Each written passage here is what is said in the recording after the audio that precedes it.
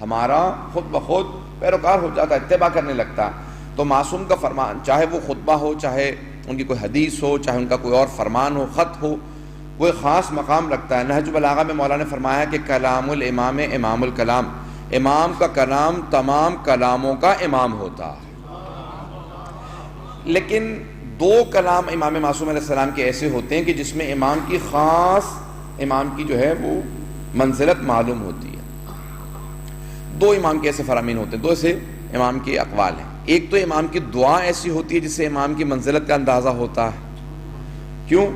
کیونکہ ایک خطبہ عوام سے خطاب ہے، جو ہم جیسے گنہگار لوگ تھے، جو ناقص لوگ تھے، لیکن جب امام کلام خدا سے کر رہے ہوتے ہیں، دعا اللہ سے کلام ہے، تو جس سے کلام کر رہے ہیں اس میں کوئی کمی نہیں ہے، اور کلام کرنے والے میں بھی کوئی کمی نہیں ہے کیونکہ معصوم ہے۔ تو اب امام کی دعاؤں سے اندازہ ہوگا کہ امام کی منزلت کیا ہے، امام کا مقام کیا ہے، اور دوسرے ان کی زیارات سے اندازہ ہوگا ان کا مقام کیا ہے، کیونکہ زیارت پڑھنے والے بھی معصوم ہیں، جن کی زیارت پڑھ رہے ہیں وہ بھی معصوم ہیں، جس کی زیارت پڑھی جا رہی ہے وہ بھی کمال پہ فائز ہیں، اور جو زیارت پڑھنے والا ہے وہ بھی کمال پہ فائز ہے، دونوں تمام نقائص سے، عیوب سے پاک ہیں۔ تو عزیزان گرامی، اب زیارات بے انتہا اہمیت کے حامل ہیں۔ اگر تمہیدی گفتگو تھوڑی سی اور میں آپ کے سامنے پیش کر دوں تاکہ یہ میرا موضوع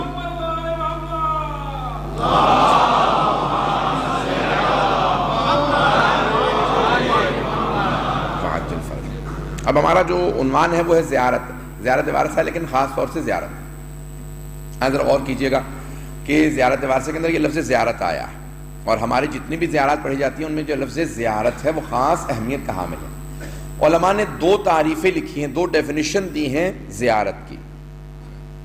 حضور الزائر عند المزور، اب آپ لوگوں کے ہاں کیونکہ عربی زبان عام ہے اس لیے بعض کا ترجمے کی ضرورت نہیں ہوگی، لیکن پھر میں ترجمہ پیش کروں گا ان حضرات کے لیے جن کو شاید عربی اس طرح سے نہ آتی ہو۔ حضور، اپنا وجود پیدا کرنا، حاضر ہونا، زائر کا اس کی بارگاہ میں حاضر ہونا جس کی وہ زیارت کرنا چاہتا ہے۔ تو بہت سے لغت کے اندر، بہت سی جو لغت ہیں ان کے اندر یہ ڈیفینیشن دی گئی ہے، یہ تعریف کی گئی ہے کہ زیارت کیا چیز ہے؟ زائر کا، مزور کی، جس کی وہ زیارت کرنا چاہتا ہے اس کی بارگاہ میں حضور پیدا کرنا، حاضر ہونا زیارت کہلاتا ہے۔ تو اب انسان جیسے ہی کسی کی بارگاہ میں پہنچ جاتا ہے تو یہ زیارت ہے۔ کچھ علماء نے کہا کہ نہیں، یہ خاص زیارت ہے، زیارت کی صرف یہ ڈیفینیشن نہیں ہے، بلکہ اہل لغت نے یہ بھی لکھا ہے کہ توجہ کرنا کسی کی طرف، اپنی تمام تر توجہات کسی سے ہٹا کے کسی ایک کی طرف کر لینا، یہ زیارت کہلاتا ہے۔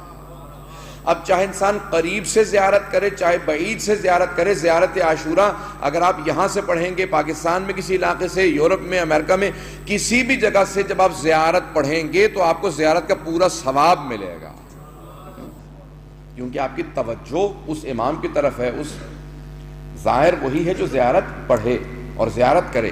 اسی لیے معصوم علیہ السلام نے کہا ہے، زیارت خصوصاً عاشورہ کے شروع میں الفاظ موجود ہیں کہ جو بھی عاشورہ کے دن یا کسی بھی وقت، حتیٰ ہمارے اکثر فقہا مراجع ہر روز زیارت عاشورہ پڑھتے ہیں، تو وہ کہتے ہیں کہ جب بھی کوئی کربلا کا رخ کر لے اور جناب سید الشہداء کی بارگاہ میں اپنی پوری توجہ دینے کے بعد صرف انگلی کا اشارہ کر کے کھڑا ہو جائے اور یہ کہے کہ السلام علیکہ یا ابا عبداللہ، اور وہ پوری زیارت کو پڑھے، تو اس کا وجود چاہے کربلا سے دور ہو لیکن سید الشہداء کی زیارت کا پورا ثواب ملے گا، کیونکہ اس نے ساری طرف سے توجہ کاٹ کے سید الشہداء کی طرف کر لی ہے۔ تو اب وہ حضور پیدا کرنا بہت زیادہ ثواب دلاتا ہے، لیکن زیارت پڑھنے کا ثواب ملتا رہتا ہے، زیارت پڑھنے کا ثواب۔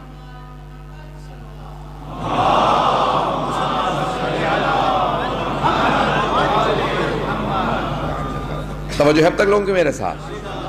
تو عزیزان گرامی، انسان کتنے بھی فاصلے سے، اب معصوم سے جب پوچھا گیا کہ مولا یہ جو کربلا میں پہنچے گا زیارت عاشورہ کا ثواب اسے ملے گا، چھٹے امام سے پوچھا گیا، امام نے کہا نہیں، من قریب او بعید، چاہے کوئی قریب سے زیارت پڑھے چاہے بعید سے زیارت پڑھے، اگر کربلا کا رخ کر کے ہمارے جد بزرگوار سید الشہداء کی زیارت کرے گا تو اسے زیارت کا پورا ثواب ملے گا۔ لیکن جب انسان خود بے نفس نفیس خود کربلا چلا جاتا ہے تو پھر اس کا ثواب بہت زیادہ بڑھ جاتا ہے۔ اب آئے ذرا میں دوسرا جو مفہوم ہے وہ ہے اتنا زیادہ جو ائمہ علیہ السلام نے ثواب کا ذکر کیا، اگر آپ احادیث اٹھا کے دیکھیں کہ پیغمبر اسلام نے جب بیان کیا صحابہ سے کہ میرے اس نواسے حسین کو میدان کربلا میں شہید کر دیا جائے گا، جو بھی پھر اس کی زیارت کرے گا اسے میرے حج کا ثواب ملے گا. تو اب صحابہ کہنے لگے یا رسول خدا آپ کے حج کا ثواب ملے گا؟ تو آپ نے فرمایا نہیں، میرے 2 حج کا ثواب ملے گا. کسی نے کہا یا رسول خدا آپ کے 2 حج کا ثواب ملے گا؟ تو آپ نے پھر یہاں تک پھر کہا 5 حج کا ثواب ملے گا، یہاں تک کہ بہت ایک بڑی تعداد بتائی کہ میرے اتنے حج کا ثواب ملے گا جو بھی میرے نواسے حسین کی زیارت کرے گا کربلا معلی میں.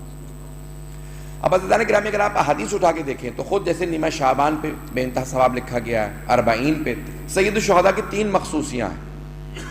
نیمہ شعبان ہے، 15 شعبان ہے، یوم عرفہ 9 ذی الحجہ ہے اور 20 صفر چہلم، یہ 3 مخصوصیاں ہیں.